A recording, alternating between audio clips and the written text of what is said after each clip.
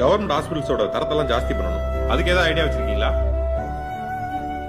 Chief minister, prime minister, ஜனாதிபதி, governor, MP, MLA, IAS, IPS officers எல்லா government ஸ்டாஃப்ஸும் government ஹாஸ்பிட்டலில் மட்டும்தான் சேரணும்னு ஒரு சட்டம் கொண்டு வந்தா எல்லா கவர்மெண்ட் ஹாஸ்பிட்டல்ஸும் உலக தரத்துக்கு வந்துடும்.